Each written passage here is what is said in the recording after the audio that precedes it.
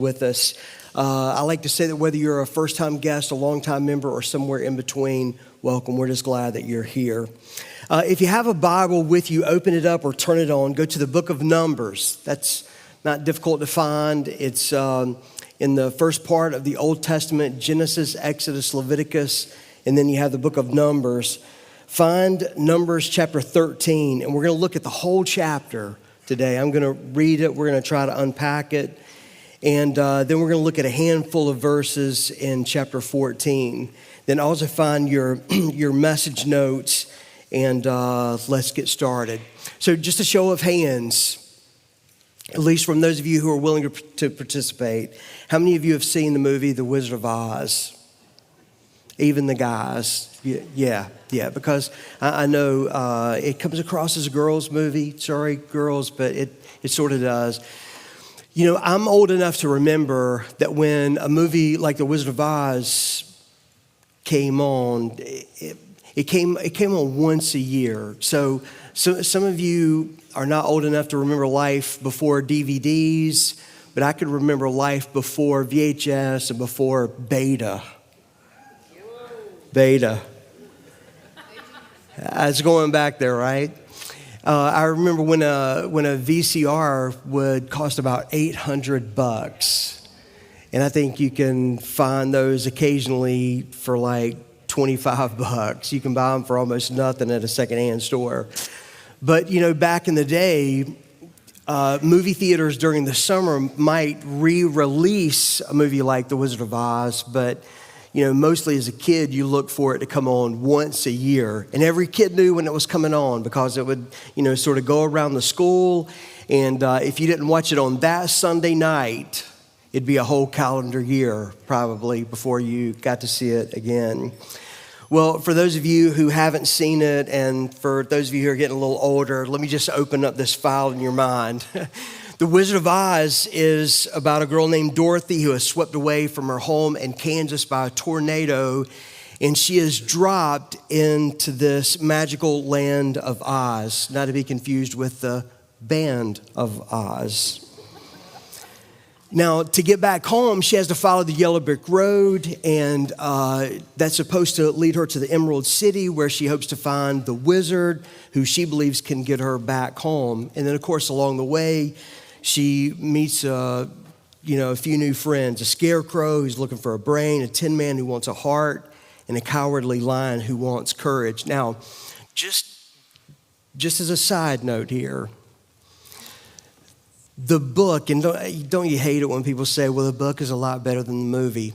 I wouldn't say the book is better than the movie, but it's darker than the movie.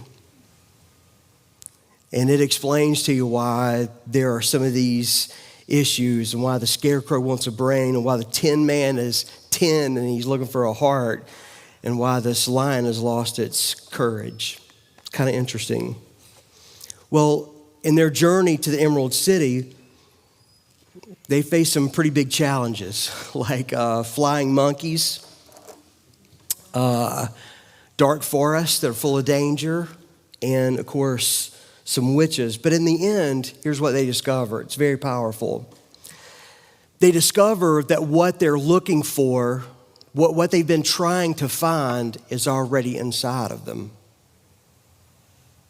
That they already have what they needed. They just needed to believe on it and act on it.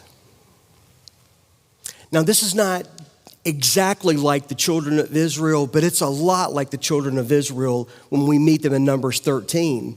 They've come to the edge of the promised land. They've been through a tremendous journey. They've gone through deserts. They've experienced God's great miracles. But then when they see about or hear about giants in the land that they're about to take over, fear takes over instead. And so like the cowardly lion, they feel like they're not enough. And the scary part is they begin to think that their God isn't enough. And they stalled out. And it cost them so much. Today we're going to walk through this moment in Israel's journey, and we're going to discover that faith isn't about bravery at all. It's about trusting in the one who's already made a way, the one who already has a plan, the one who already has a purpose and a path. And we're going to see the importance of seeing through eyes of faith rather than eyes of fear. This is one of my favorite stories. You know, I think one of the things that you should do as a church in the summertime in particular is look at the epic stories in the Bible. You know, the big stories. And the story of the children being released from Egyptian captivity and going into the promised land, their 40 years of wandering through the desert. It's hard to just bring that all into one message or even in one summer, and I'm not going to try to do that today, but this is such a big part of a really big story. It's one of my favorite stories in the Bible, especially these epic stories. And I hope that you'll open up to it. Not just to hear what I have to say, but I think God wants to speak to us. I'll just tell you, and I may say something about this at the end. I think God is using this story to do some work on me, and I hope that you'll give him room to do some work on you. So before we get into Numbers 13, let me give you a little bit of background information on it that I think you need to know. So the book of Numbers gets its name from a census that was taken in the first few chapters. And the purpose of the census was just to organize the people to travel, to guard the tabernacle, and even to fight because they're in a really dangerous place. God was giving them this land, but they had to go in and take it. Moses had led the Israelites out of Egyptian slavery, and this was no small thing. And then they've passed through the Red Sea on their way to the Promised Land. And by the way, it's called the Promised Land because God promised to make Abraham the father of a great family that would become a great nation that would need land, and that was the land of Canaan. So God promised Abraham and his descendants the land, thus it's called the Promised Land. Still with me? So Moses and the people have been out in the desert now for about 2 years. They're at the edge of the Promised Land, literally where they could walk into it. They're camped at a place called Kadesh. Say Kadesh. And God said, okay, it's time for you to go in and take the land. And here's what you do. You send in some spies to check it out. So they selected these spies who went into Canaan. And then they returned to Camp Kadesh with their reports. And here's the deal. 10 of them had negative reports. Only 2 of them had positive reports. Now, I want you to listen carefully, okay? The 10 spies who brought back negative reports saw through eyes of fear. That's important. The other 2 spies saw through eyes of faith. And I would tell you that the 2 spies that were looking through eyes of faith were even looking beyond the land. Certainly they're looking beyond the obstacles. They're looking at the fact that God promised them this land. So the 10 spies that had negative reports, they saw only the obstacles. But then the 2 spies with the positive reports, they saw the opportunities. See, this is about perspective. It's about how you see things. Now, you need to know that the story has, at least for this generation, it has a tragic ending. And it ends tragically because the majority of the leaders, and these spies were leaders. There was a leader from each of the tribes. We'll get into that in a minute. It's because they had the wrong perspective, and they caused the children of Israel to stall in the desert and not go in and take the land that God had promised them. Those 10 leaders caused hundreds and thousands of people to spend the rest of their lives wandering through a desert, a place that was about the size of Myrtle Beach, until they died.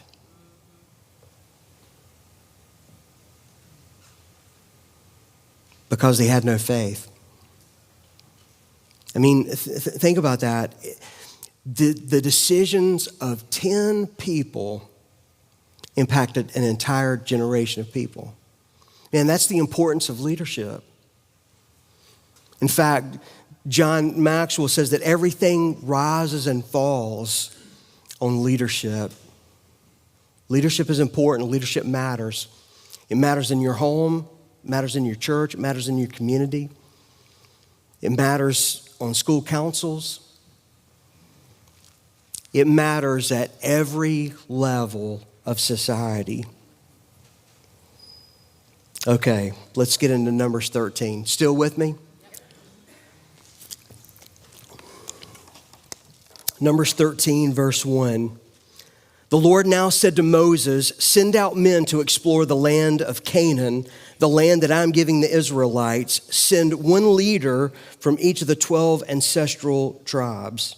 So Moses did as the Lord commanded. He sent out 12 men, all tribal leaders of Israel, from their camp in the wilderness of Paran, again named Kadesh. And these were the tribes and the names of their leaders. So Israel is made up of these 12 different tribes. They're all the sons of Jacob. You can read all about it in Genesis 25 through 50. Now, I'm not going to read the name of each tribe. I'm just going to give you the tribe that the leaders came from. There's Reuben, Simeon, Judah, Issachar, Ephraim, Benjamin, Zebulun, Manasseh, who was the son of Joseph, Dan, Asher, Naphtali, and Gad. These are the names of the men that Moses sent out to explore the land. Moses called Hoshea, in most translations of the Bible, this is the New Living Translation, there's a set of parentheses that gives this explanation. Moses called Hoshea, son of Nun, by the name of Joshua. So the name Hoshea means deliverer. So think about it. Every time someone called out Hoshea's name, they're saying, "Hey, deliverer, how you doing? Good to see you." Back then, names had meaning. But then Moses changed his name to Joshua, which means God delivers, or Jehovah God delivers. God is salvation. Now, Joshua becomes a very important leader for the people. He becomes a great military leader. He becomes Moses' assistant. Later, he becomes Moses' successor, who will finally lead the Israelites into the promised land. But this new name is important for him and for future generations of Israelites. Because listen, it was a reminder that Hoshea doesn't deliver. With his new name, Joshua, it means that God delivers. So it wasn't just Joshua who was this, again, a really great military leader. It's not just that he's fighting for the people, but God is fighting for the people. God is the deliverer. God is salvation. See, these details, they matter. Verse 17. Moses gave the men these instructions and sent them out to explore the land. He said, "Go north through the Negev into the hill country, see what the land is like, and find out whether the people living there are strong or weak, few or many." Go in and check this place out. And that's just a smart thing to do, right?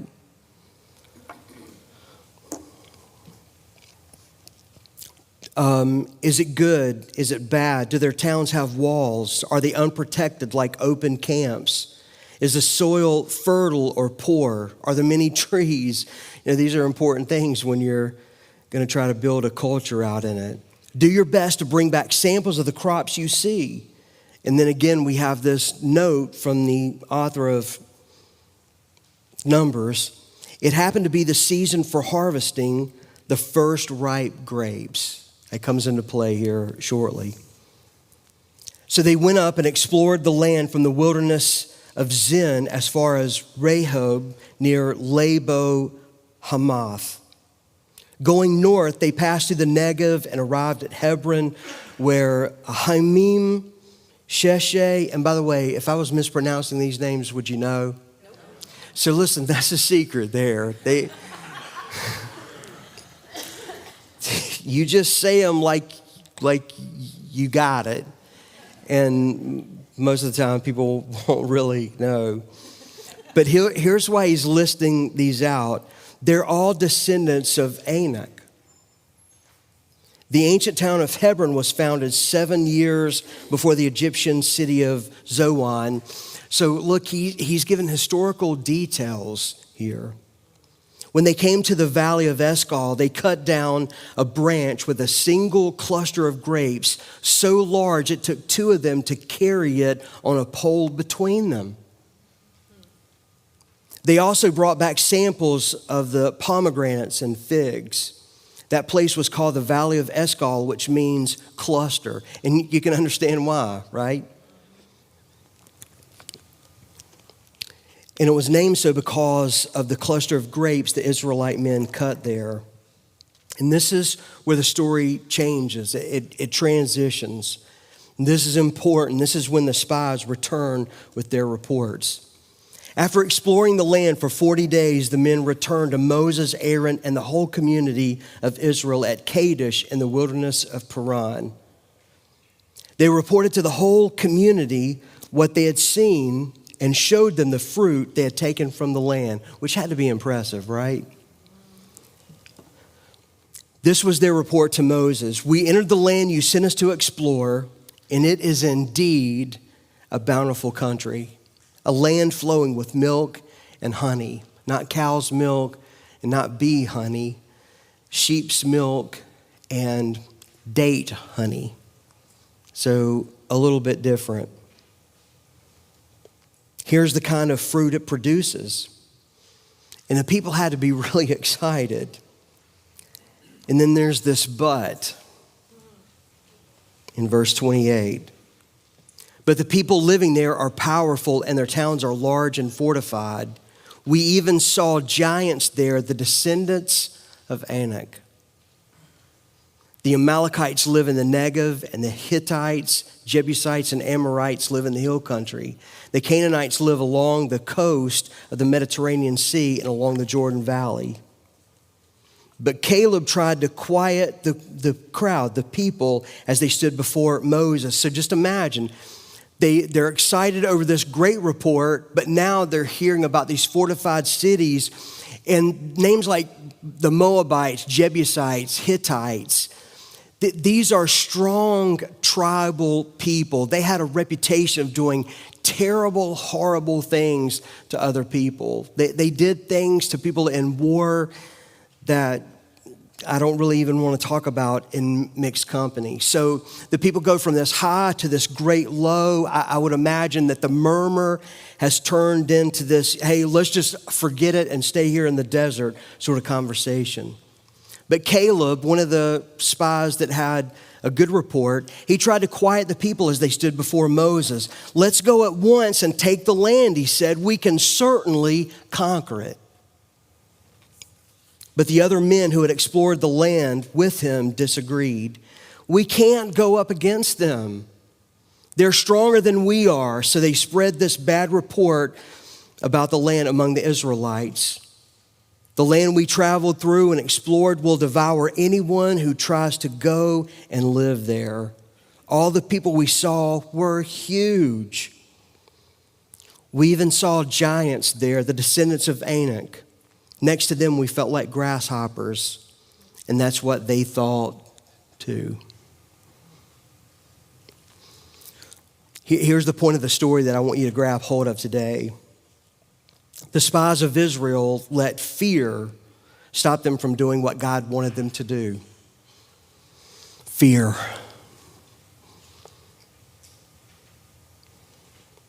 It was fear that kept them out of the blessings and favor of God. It was fear that kept them from doing something significant with their lives. It was fear that kept them from living out the purpose and plan that God had for them. They saw life and what God was challenging them to do through eyes of fear rather than eyes of faith. Let me show you two things that fear produces in our lives. I want you to write these into your notes. The first one is we underestimate what God can do. We underestimate what God can do. Look back in Numbers 13:28. The spies report, but the people living there are powerful and their towns are large and fortified. We even saw giants there, the descendants of Anak. So think about this. The children of Israel and some of their leaders had forgotten that just 2 years ago they were slaves of the most dominant nation on earth at the time. And in fact, if you just look at all recorded or all known nations in history, they're one of the great cultures, one of the great warring cultures of the world, the Egyptians. And certainly at their time, they were the superpower. But God, without even raising up an army, forced the Pharaoh, who had the world's most powerful army, to set his people free. Now here they are only about 2 years later, and the children of Israel are worried about local tribes.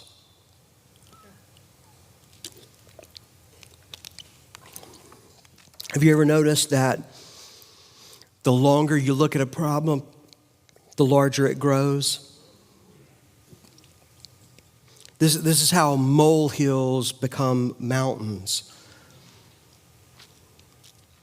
You know, it's interesting that about 40 years later, when God finally allowed Joshua to lead the next generation into the promised land, a local girl there named Rahab said, you know, for the last 40 years, we've been living here in fear of you. Why? Because we heard about the great miracles of Israel's God. We've been just waiting on the day you would attack us for 40 years. They were afraid for no reason, stuck for no reason. Here's the second thing fear produces in our lives. We underestimate what we can do. Now, don't hear me wrong. It's all about what God can do. But God uses people. He uses us. Verse 33, in verse 33, the spies said, we even saw giants there, the descendants of Anak. Next to them, we felt like grasshoppers. And that's what they thought too. It'd be interesting to find out how they knew that that's what the giants were thinking. Talk about a low self-image. They said, we're like little insects. We've already been eaten up.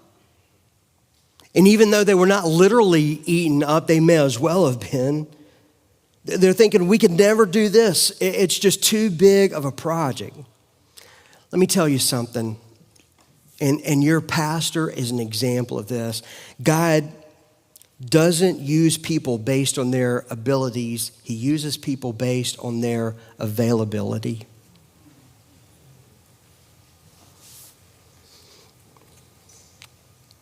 Here's sort of the big picture lesson that I hope you'll get today. Problems don't defeat you. Your perspective on your problems, that's what defeats you. It's how you look at your problems. It's how you think about your problems. I mean, like the problem that you're facing right now, regardless of what it is, the problem is not the problem. The real problem is the way you see your problem. Israel was defeated because of their negative, unbelieving attitude.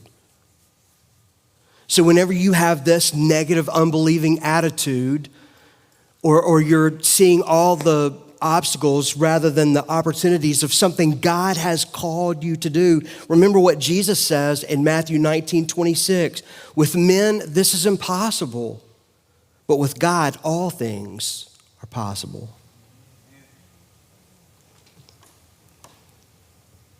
But they missed it. Let me give you 3 things that happen when people look at life, their situation, their calling, whatever it is, when they look at it through eyes of fear rather than eyes of faith. Number 1, I become discouraged. I become discouraged. Numbers 14:1 says, the whole community began weeping aloud, and they cried all night. And listen, this is not just a few tens of people. We're talking about people in the thousands, perhaps the hundreds of thousands. And the result of seeing their problem through eyes of fear is that they became discouraged. Their worst fears overtook them. They got caught up in the negative emotions of the moment. And listen, they got caught up in the negative emotions of their own moment and the negative emotions of the people all around them. Let me give you some advice here, just as a leader, as a church planter, as someone who's been involved in startup things before. Be careful who you tell about your plans at first. Be careful who you tell your dream to. Be careful who you trust that with, because not everybody can handle that. There are a lot of God-given dreams and ministries that never get off the ground because the one who received the dream, the one who received the vision, the one who received the calling told the wrong people too soon. You need to start by telling people who have a bigger perspective on things, people who can see what the opportunities would be, not the people who only see the obstacles at first. Now listen, at some point you have to deal with the obstacles. And so at some point you need those people who can say, listen, I know you're thinking about this, but here are other things you have to think about. How much does it cost? How many people does it take? You know, those sorts of things. But if you tell those people too soon, they'll squash it before it ever even gets started. You get discouraged. And then you just absorb the thinking around you. You know, the other thing I would say is be careful who you surround yourself with.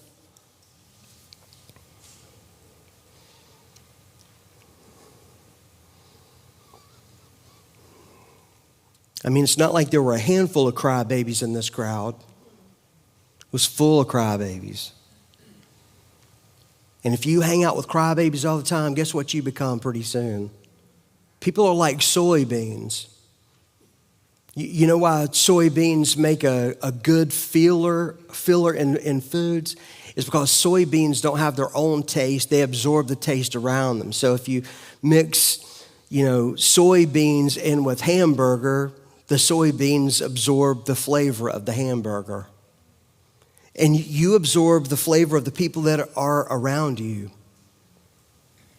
Be careful. Here's the second thing that happens. I become discontent. I become discontent. The Bible says in Numbers 14:2, their voices rose in a great chorus of protest against Moses and Aaron. So first the people mourned, and then they started complaining. And these people specialized in complaining. I mean, they're good at it. At one point, they were so unhappy with Moses that they were going to stone him to death. And listen, they would have stoned him to death if God had not stopped him. So think about that. It seems crazy, doesn't it? It's certainly hysterical. Moses is one of the greatest leaders in history, not just the greatest leaders in the Bible, but one of the greatest leaders in history. And they complained to him or about him from the time they left Egypt until the day he died.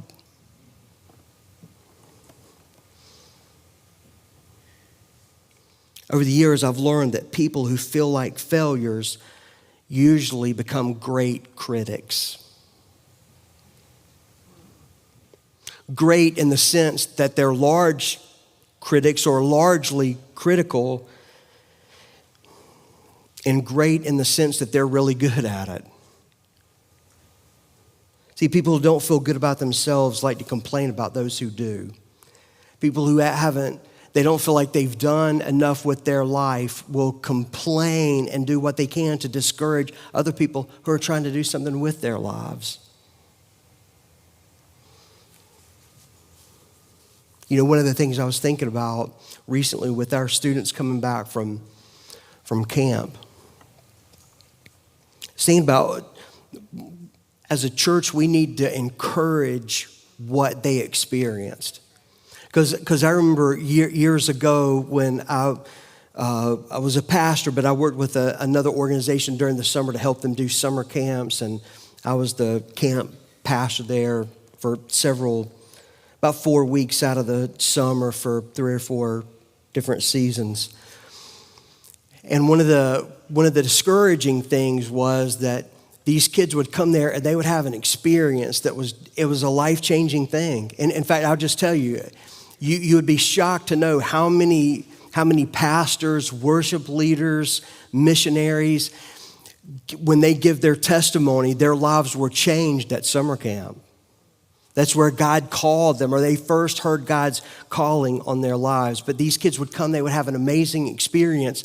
And we knew that we were sending them back to churches that when they got there excited about their faith, those churches were going to say, hey, calm down, just relax a little bit.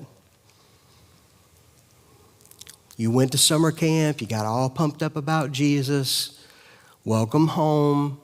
Welcome to the real world. And around here, we don't get that excited about Jesus.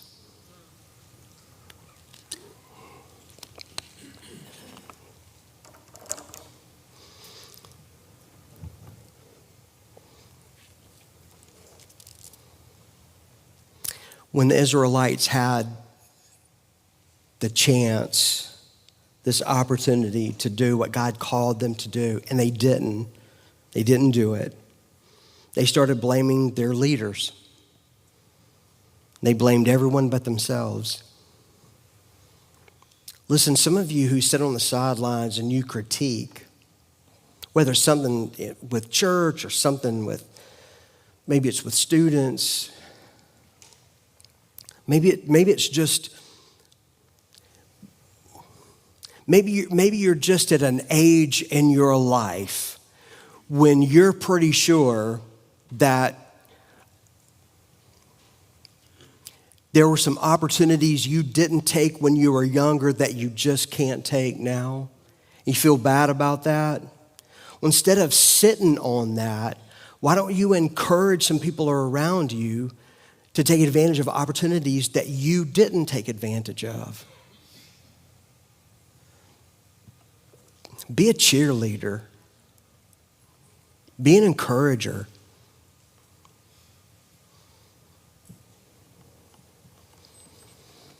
And then here's number 3. Eventually, I'll just quit.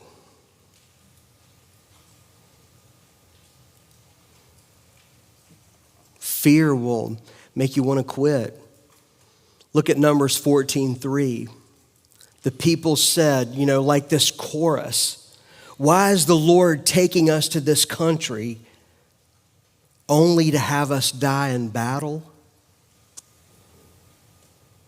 Our wives and our little ones will be carried off as plunder."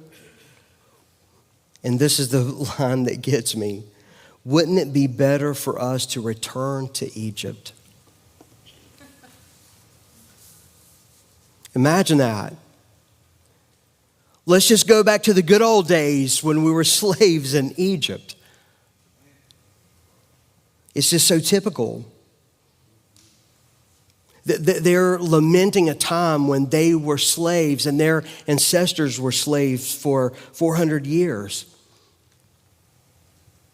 The problem is they preferred slavery to safety.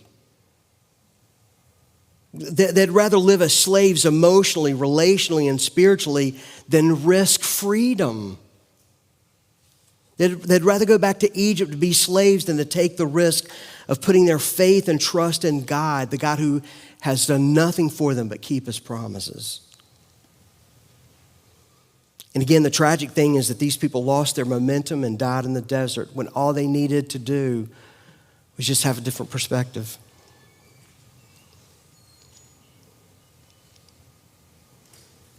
But instead of seeing through eyes of faith, they chose fear. I'm going to close with this. When you were born, you were born, all things being normal. You were born with your five senses, the ability to hear, taste, touch, smell, sight. And everything you experience in life comes through these senses. So when you're born physically, you have physical senses. But when you're born spiritually, you're given spiritual senses.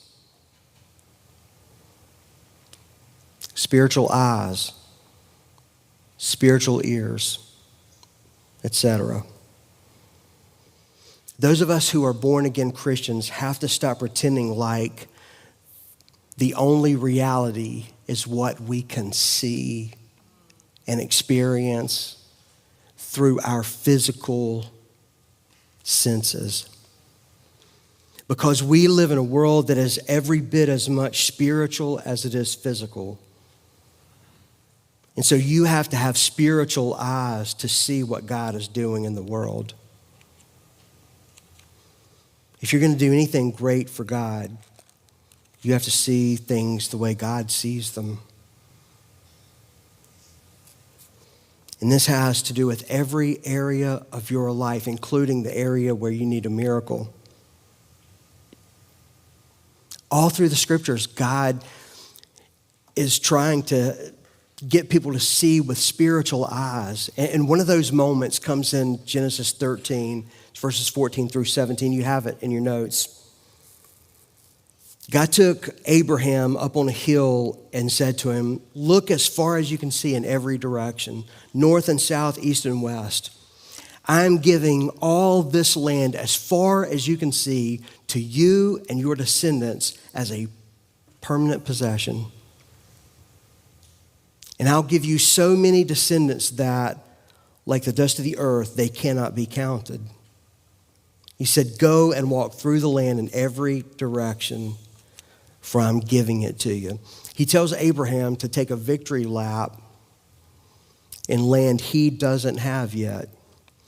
And it's not just that he doesn't have an offer on the land. He doesn't have a contract on the land. He doesn't have kids of his own. But he believed God because he saw through spiritual eyes. And the disappointing thing is that here at Camp Kadesh, here are his children. Here are great-great-great-granddaddy Abraham's large family. But they didn't have Abraham's spiritual eyes. They didn't have his faith.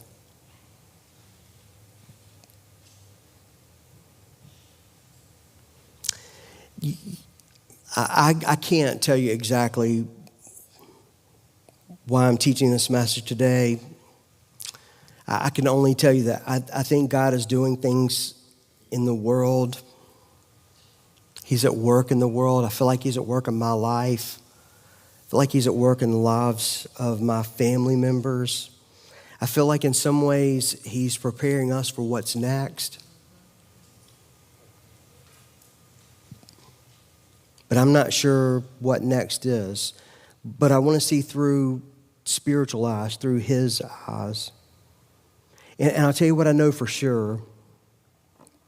At some point, every person, every church comes to its own Camp Kadesh.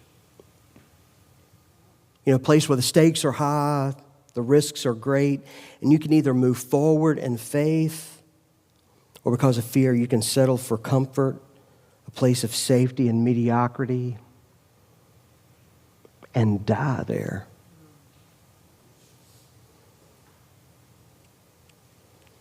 I believe God wants more for you. I believe He wants more for me, more for our church.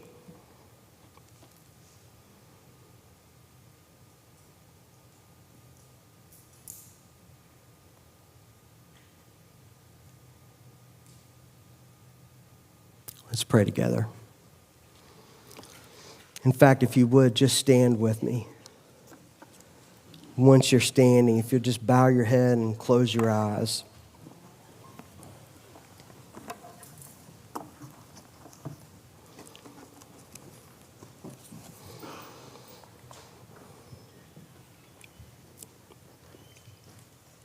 Heavenly Father, as much as it's possible, with as much room as we'll give you. I'm not trying to say that we can limit you. You can do whatever you want. But as much as we'll give you the freedom in our lives, help us to have your eyes, your spiritual eyes, to see what you're doing in the world around us and in our lives. Help us to have faith eyes, not fear eyes. Faith eyes so that we can respond to what you're calling us to, so that we can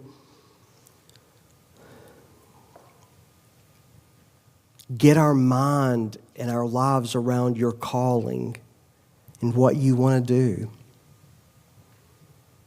I pray, Lord, in the very best way, not in a hurtful way, but in the very best way, I pray that you would unsettle us this morning.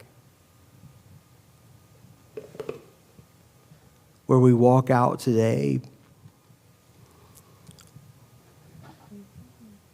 knowing that